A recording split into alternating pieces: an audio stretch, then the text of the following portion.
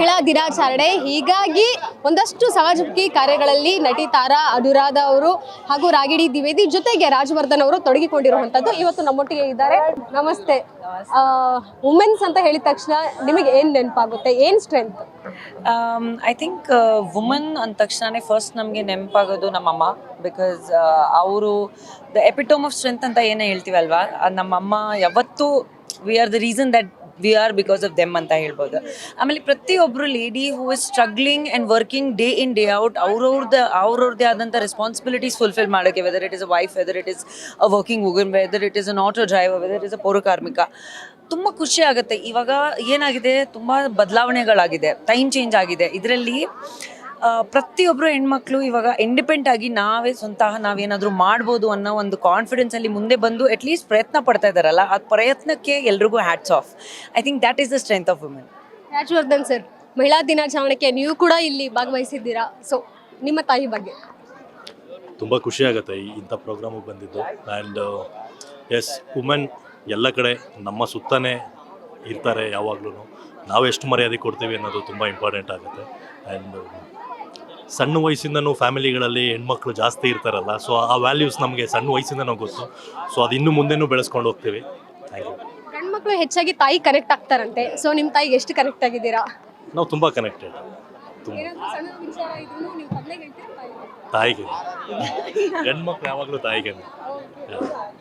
Doctor ತಾರಾ ಅನುರಾಧ ಅವರು ಸಹ ಇಲ್ಲಿ ಇರುವಂಥದ್ದು. ಮೇಡಮ್, ಪ್ರತಿ ಸಲ ಹೆಣ್ಮಕ್ಳು ವಿಚಾರ ಇರ್ಬೋದು ಅಥವಾ ಬೇರೆ ಯಾವುದೇ ವಿಚಾರ ಇದ್ರೂ ನೀವು ಮುನ್ನುಗ್ತೀರಾ, ಮಾತಾಡಿಸ್ತೀರಾ. ಸೊ ಇವತ್ತು ರಂಗೋಲಿ ಕಾರ್ಯಕ್ರಮ ನೋಡಿದ್ರಿ, ಇಲ್ಲಿ ವಿತರಣೆ ಮಾಡಿದ್ರಿ, ಪುಸ್ತಕಗಳು ಇರಬಹುದು, ಮಕ್ಕಳಿಗೆ ಎಕ್ಸಾಮ್ ಪ್ಯಾಡ್ ಇರಬಹುದು. ಈ ರೀತಿ ಕಾರ್ಯಕ್ರಮಗಳು ಇದ್ದಾಗ ಎಷ್ಟು ಖುಷಿ ಕೊಡುತ್ತೆ? ಮೊದಲನೇದಾಗಿ ನಿನಗೂ ಹಾಗೂ ಇಲ್ಲಿ ಕುಳಿತಿರುವ ಎಲ್ಲ ಅಥವಾ ನೋಡುತ್ತಿರುವ ಎಲ್ಲ ವೀಕ್ಷಕರಿಗೂ ಕೂಡ ಮಹಿಳಾ ದಿನಾಚರಣೆಯ ಹಾರ್ದಿಕ ಶುಭಾಶಯಗಳು. ಮಹಿಳೆಯನ್ನು ಪೂಜಿಸುವುದು, ಎಲ್ಲಿ ಪೂಜಿಸ್ತಾರೆ, ಎಲ್ಲಿ ಗೌರವಿಸ್ತಾರೆ, ಅಲ್ಲಿ ದೇವರು ನೆಲೆಸಿರ್ತಾರೆ ಅನ್ನೋದಕ್ಕೆ ನಮ್ಮ ಭಾರತ ದೇಶನೇ ಸಾಕ್ಷಿಯಾಗಿ ನಿಂತಿದೆ. ಇವತ್ತು ಇಲ್ಲಿ ಕಾಕ್ಸ್ಟೌನಲ್ಲಿ ನಾವು 2 ವಿಚಾರಗಳಿಗೋಸ್ಕರ ಬಂದಿದ್ದೀವಿ.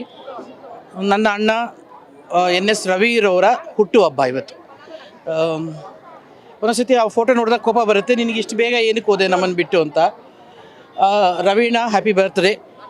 ಮತ್ತು ಇನ್ನೊಂದು, ಪ್ರತಿ ವರ್ಷ ರವಿಯಣ್ಣ ಎಲ್ಲರಿಗೂ, ಇಲ್ಲಿನ ಭಾಗದ ಪೌರ ಕಾರ್ಮಿಕರುಗಳಾಗಿರಲಿ, ಬಡ ಮಕ್ಕಳಾಗಿರಲಿ ಅಥವಾ ಬಡವರಾಗಿರಲಿ, ಅವರಿಗೆ ಬಟ್ಟೆಗಳನ್ನು ಕೊಡೋದು, ಸೀರೆಗಳನ್ನು ಕೊಡೋದು, ಸಂತೋಷವನ್ನು ಹಂಚ್ಕೊಡೋದು, ಇದನ್ನೆಲ್ಲ ಮಾಡ್ತಾನೇ ಇದ್ದ. ಭಾಳ ಸಮಾಜಮುಖಿ ಕೆಲಸಗಳನ್ನು ಮಾಡ್ತಾಯಿದ್ದ.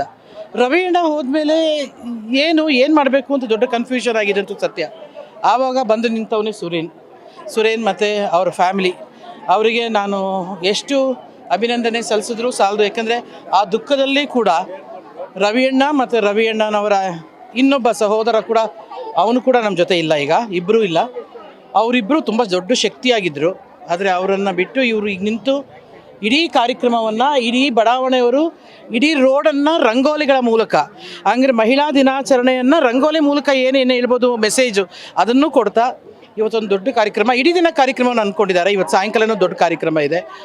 ಸೊ ಆ ಒಂದು ರೀತಿಯಾಗಿ ವುಮೆನ್ಸ್ ಡೇ, ರವೀಣನ ಬರ್ತ್ಡೇ ಎಲ್ಲನೂ ಒಟ್ಟಿಗೆ ಒಂದು ರೀತಿ ಅರ್ಥಪೂರ್ಣವಾಗಿ ಆಚರಣೆ ಮಾಡ್ತಿರೋದು. ಆ್ಯಂಡ್ ಕಂಗ್ರ್ಯಾಚುಲೇಷನ್ಸ್ ನಿಮಗೆ. ಯಾವತ್ತೂ ಇಲ್ಲದೇ ಇರ್ತಾರೆ ಅಲ್ವಾ ಎಲ್ಲರೂ ನಮ್ಮ ಜೊತೆ. ತುಂಬ ಬೇಜಾರಾಗ್ತಿದೆ, ಒಳ್ಳೆಯವರು ತುಂಬ ಬೇಗ ಹೋಗ್ಬಿಡ್ತಾರೆ ಅಂತ ಅಷ್ಟೇ. ಬಟ್ ಅವ್ರ ಕೆಲಸವನ್ನು ಇವರು ಮುಂದೆ ತೊಗೊಂಡು ಹೋಗ್ತಾ ಇದ್ದಾರೆ ಅಂದರೆ ತುಂಬ ದೊಡ್ಡ ವಿಷಯ, ಚಿಕ್ಕ ವಿಷಯ ಇಲ್ಲವೇ ಇಲ್ಲ.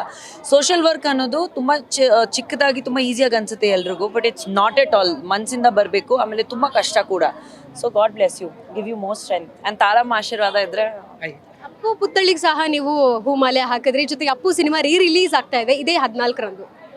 ತುಂಬ ಖುಷಿ ಅನಿಸುತ್ತೆ. ಅವನದು ಈ ತಿಂಗಳೇ ಬರ್ತಡೆ, 17th ಅಪ್ಪು ಬರ್ತಡೆ. ಅದೊಂದು ರೀತಿಯಾಗಿ ಒಂದು ಹಬ್ಬವಾಗಿ ಕನ್ನಡಿಗರು ಆಚರಣೆ ಮಾಡ್ತಿದ್ರು.